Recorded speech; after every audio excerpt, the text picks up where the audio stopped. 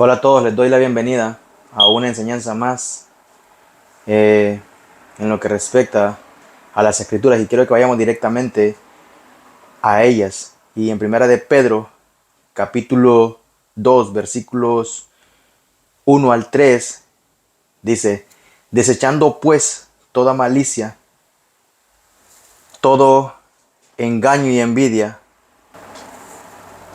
y todas las detracciones, desead como niños recién nacidos la leche espiritual no adulterada, para que por ella crezcáis para salvación, si es que habéis gustado la benignidad del Señor. Primera de Pedro, capítulo 2 versículos 3, versículos 1 al 3. El amor por la palabra de Dios y deleitarse en ella distingue siempre a los que son de verdad salvos. Jesús manifestó: si vosotros permaneciereis en mi palabra, seréis verdaderamente mis discípulos y reconoceréis la verdad, y la verdad os hará libre. Juan 8:31 y 32. El apóstol Pablo también repitió esos principios cuando afirmó: porque según el hombre interior me deleito en la ley de Dios. Romanos 7:22.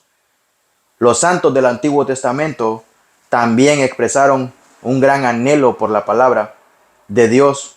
Job declaró: guardé las palabras de su boca más que mi comida. Job 23:12. El salmista en el Salmo 1 también declara que el hombre de Dios, en la ley de Jehová está su delicia, y en su ley medita de día y de noche. Salmos 1, versículos 2. El placer del creyente en la palabra de Dios es el tema principal del capítulo más largo de la Biblia. El Salmo 119, aproximadamente en la mitad del capítulo, el salmista resume así su deleite en la palabra y su dependencia de ella. Oh, cuánto amo yo tu ley. Todo el día es ella mi meditación. Me has hecho más sabio que mis enemigos con tus mandamientos, porque siempre están conmigo más que todos mis enseñadores he entendido. Porque tus testimonios son mi meditación, más que los viejos he entendido, porque he guardado tus mandamientos de todo mal camino. Contuve mis pies para guardar tu palabra. No me apartes de tus juicios, porque tú me enseñaste. Cuán dulces son a mi paladar tus palabras, más que la miel a mi boca. De tus mandamientos he adquirido inteligencia, por tanto, he aborrecido todo camino de mentiras. Salmo 119, 97 al 104. Pedro quería que los cristianos fueran fieles en ese mismo anhelo hacia la palabra de Dios, motivado por el Espíritu. De ahí que este pasaje sugiere 5 perspectivas que, si se siguen, llevarán a un deseo más fuerte y constante por la palabra. Los creyentes deben recordar su fuente de vida, deben eliminar sus pecados, deben admitir su necesidad, deben buscar su crecimiento espiritual y deben reconocer sus bendiciones. Y como primera perspectiva, veremos cómo recordar su fuente de vida. Pues 2:1 es equivalente a lo mismo que por tanto. Nos remite a 1:23 al 25, y la palabra del Señor permanece para siempre. La simiente incorruptible, el evangelio que produjo el nuevo nacimiento, la palabra de Dios que fue la fuente de salvación. Segunda Timoteo 3:15, porque su gracia transformadora obró a través de la palabra para crear nueva vida. Santiago 1:18. Pues resulta ser un conciso recordatorio para los lectores de Pedro a perpetuar el poder salvador por la palabra de Dios en sus vidas como una base para el compromiso constante con la Biblia, como el único poder para vivir la vida cristiana. La Biblia contiene muchos otros recordatorios y exhortaciones acerca de su condición de indispensable como fuente de vida y poder espiritual. Salmos 19:10, Proverbios 6:23, Mateo 7:24, Lucas 11:28, Colosenses 3:16. Dios declaró por medio del profeta Isaías: porque como desciende de los cielos la lluvia y la nieve y no vuelve a ella, sino que riega la tierra y la hace germinar y producir y da semilla al que siembra y pan al que come, así será mi palabra que sale de mi boca. No volverá a mí vacía, sino que hará lo que yo quiero y será prosperada en aquello para que la envíe. Isaías 55:10 y 11. Jesús también dijo a sus discípulos: ya vosotros estáis limpios por la palabra que os he hablado. La palabra de Dios es siempre tan poderosa en la vida de los creyentes como cuando creyeron por primera vez. La palabra nos lleva a un deseo constante por eliminar nuestros pecados, desechando pues toda malicia, todo engaño, hipocresía, envidias y todas las detracciones. 2:1. Esforzarse por eliminar los pecados es prerequisito para sustentar el deseo por la palabra de Dios. Aferrarse a los pecados lleva a la persona en la dirección opuesta a la verdad que desenmascara el pecado. El verbo traducido desechando, que se aplica a toda clase de rechazo y a veces se refiere especialmente a quitarse la ropa sucia, que es la analogía que Pablo tenía en mente cuando amonestó a los colosenses: dejar también vosotros estas cosas, iras, contiendas, malicias, blasfemias, palabras deshonestas de vuestra boca. No mintáis los unos a los otros, habiéndoos despojado del viejo hombre con sus hechos. Colosenses 3:8 al 9.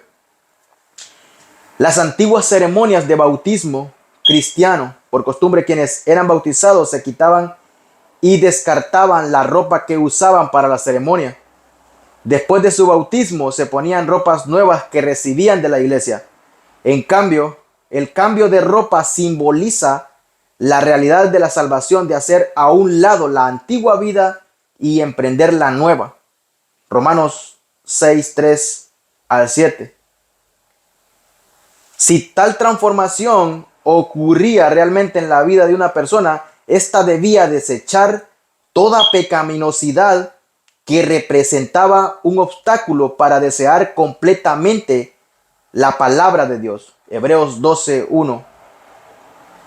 Toda malicia es la primera categoría de pecados que el apóstol Pedro enumera. Malicia, que es en español, que esto da en español la idea de querer hacer daño a alguien más. Es una palabra que es una palabra con todo incluido, refiriéndose a maldad y bajeza generalizada. Lo segundo que se manda a los creyentes es a eliminar todo engaño, un término que se refiere literalmente a carnada o a un anzuelo que denota astucia, deshonestidad, falsedad, traición. Lucas usó el mismo término en Hechos 13:10 cuando citó la reprensión de Pablo a Elimas, el mago, por estar lleno de todo tipo de engaños y fraude. En tercer lugar, Pedro enumera hipocresía, que originalmente identificaba a un actor que usa una máscara. Se refiere a falta de sinceridad y fingimiento espiritual. La palabra describe cualquier conducta que no sea verdadera o coherente con lo que alguien realmente cree o afirma creer. Envidia define la actitud de quienes se resisten por la prosperidad de otros. Con frecuencia esto lleva al rencor, la amargura, el odio y el conflicto. Y por último, Pedro menciona todas las detracciones, palabra diseñada a sonar igual que los susurros y chismes llevados a cabo a espaldas de alguien, como la chismografía y murmuración. Comparemos 2 Corintios 12:20 y se refiere esencialmente a difamar el carácter de alguien. La lista de Pedro acerca de los pecados específicos no es extensa, pero sin duda representa el mal. Es más, el primer término, toda malicia, puede abarcar todos los pecados, de modo que los lectores fueran motivados a confesar, a arrepentirse. Esto allana el camino para un deseo sin obstáculos para la verdad de Dios. Como tercera perspectiva veremos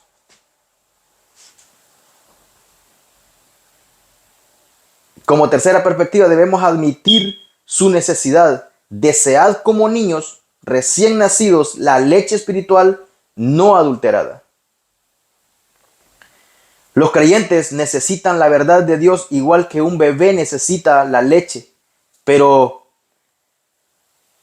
Pedro compara la fortaleza de ese anhelo por la revelación divina con el deseo singular y dominante de los niños recién nacidos por la leche de su madre.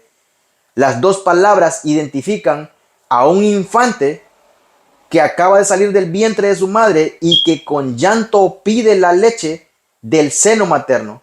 Esa única y desesperada ansia por leche es el primer anhelo expresado del recién nacido y diseñado por Dios para responder a la mayor necesidad del niño, e ilustra cuán fuertemente los creyentes deben desear la palabra. Este anhelo es singular e implacable por la vida, porque la vida depende de ello. Desead es un verbo imperativo que manda a los creyentes a desear o a pertenecer algo fuertemente. Su significado abarca tales aspectos como el fuerte deseo de un esposo el fuerte deseo que un esposo o esposa siente por su cónyuge, la fuerte ansiedad física que acompaña al hambre extrema, el anhelo conmovedor que se tiene por un ser querido muerto, el intenso deseo de un padre cristiano por un hijo espiritualmente caprichoso, a que un hijo espiritualmente caprichoso se arrepienta y regrese a la obediencia. Y los deseos que los creyentes tienen por la salvación de un familiar incrédulo o un amigo íntimo. Cada una de esas definiciones ilustra la clase de ansia fuerte e incontenible que Pablo quería que sus lectores tuvieran por la Biblia. Sin embargo, nada es más fuerte que el deseo por un bebé, por el deseo que un bebé tiene por la leche. Pedro compara el objeto de sus ansias con la leche espiritual no adulterada. No adulterada significa pura o no contaminada, y a menudo se refiere a productos agrícolas como cereales, vinos, aceites vegetales o en este caso, leche. Los creyentes tienen que ansiar lo que es sin mezcla y puro, lo que proporciona verdadero sustento, es decir, leche espiritual.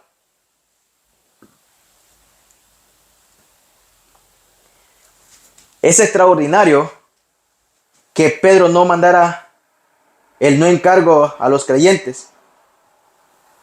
Él no encargó a los creyentes que leyeran la palabra, que predicaran la palabra, que estudiaran la palabra, que meditaran en la palabra, que enseñaran la palabra, que investiguen la palabra, o que memoricen la palabra. Todos esos aspectos son esenciales y otros pasajes sí mandan a que los creyentes lo realicen. Sin embargo, Pedro se enfocó en el elemento más básico que los creyentes necesitaban antes de ir tras alguno de los otros aspectos: un profundo y continuo anhelo por la palabra de verdad. En vista de la incesante producción de la cultura posmoderna de comida chatarra informativa a través de radio, televisión, cine, internet, juegos de computadora, libros, periódicos e incluso supuestos púlpitos cristianos, todo lo cual ocasiona desnutrición espiritual y embota los apetitos por el verdadero alimento espiritual, los creyentes deben comprometerse a nutrirse con regularidad de la palabra de Dios, para que en ella creamos para salvación. Siempre es triste ver a un ser humano desnutrido, débil y con retraso en su desarrollo. Pero más triste es ver creyentes espiritualmente desnutridos y poco desarrollados.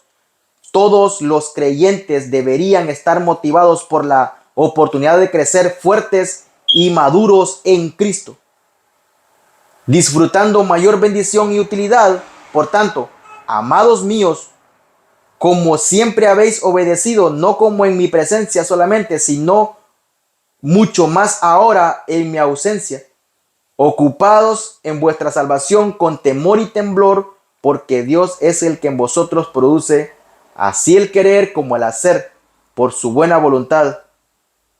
Filipenses 2, 12 y 13. La exhortación de Pedro de que los creyentes crezcan por medio de la palabra implica firmemente la necesidad de no estar contentos con la condición actual de desarrollo espiritual. Esto también evoca lo que Pablo declaró acerca de su insatisfacción en el modo en que estaban las cosas en su propia vida.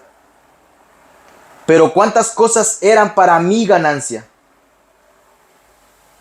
las he estimado como pérdida por amor a Cristo, y ciertamente aún estimo todas las cosas como perdidas por la excelencia del conocimiento de Cristo Jesús, mi Señor, por amor del cual lo he perdido todo y lo tengo por basura, para ganar a Cristo y ser hallado en Él, no teniendo mi propia justicia, que es por la ley, sino la que es por la fe de Cristo, la justicia que es de Dios por la fe, a fin de conocerle y el poder de su resurrección y la participación de sus padecimientos, llegando a ser semejante a Él en su muerte, si en alguna manera llegase a la resurrección de entre los muertos, no que lo haya alcanzado ya, ni que ya sea perfecto, sino que prosigo para ver si logro asir aquello para lo cual fui también asido por Cristo Jesús. Hermanos, yo mismo no pretendo haberlo ya alcanzado, pero una cosa hago, olvidando ciertamente lo que queda atrás y extendiéndome a lo que está delante, prosigo a la meta, al premio del supremo llamamiento de Dios en Cristo Jesús. Filipenses 3, 7 al 14. La motivación por el verdadero crecimiento espiritual brota de una sensación justa de descontento, junto con un deseo sincero de no estar satisfecho sino por la palabra de Dios. Si es que habéis gustado la benignidad del Señor, Primera de Pedro 2, 3. La quinta y última perspectiva o motivación de Pedro para desear la palabra de Dios repite las palabras del salmista: gustad y ved que es bueno Jehová. Salmos 34, 8. Sí, empieza una cláusula condicional que explica los hechos o las condiciones necesarias para una proposición.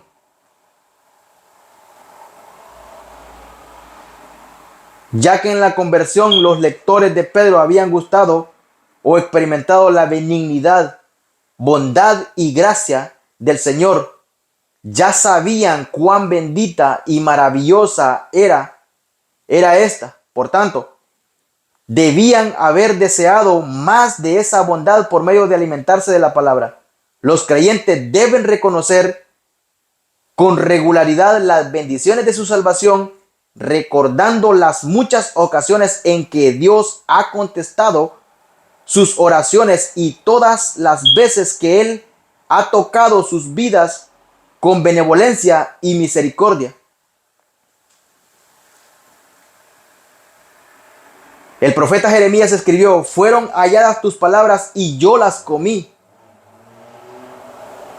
Y tu palabra me fue como gozo y por alegría de mi corazón, porque tu nombre se invocó sobre mí, oh Jehová, Dios de los ejércitos. Jeremías 15:16. La sencilla analogía de Pedro de comparar a un bebé recién nacido y la leche de su madre con un creyente de cualquier nivel de madurez que anhela apasionadamente la palabra de Dios concluye la serie de exhortaciones del apóstol que comenzaron en el capítulo 1, versículo 13. Primero, como resultado de su salvación, los cristianos deben responder a Dios buscando santidad. Primera de Pedro 1, versículos 13 al 21.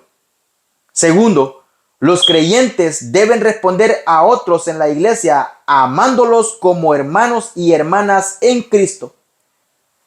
Primera de Pedro 1, 22 al 25. Por último, los creyentes deben responder a sus necesidades esenciales de la palabra, deseándola continuamente. Capítulos 2, versículos 1 al 3. Todos deben afirmar como el salmista: sumamente pura es tu palabra y la ama tu siervo. Pequeño soy yo y desechado, mas no me he olvidado de tus mandamientos. Tu justicia es justicia eterna y tu ley la verdad. Salmos 119, 140 al 142.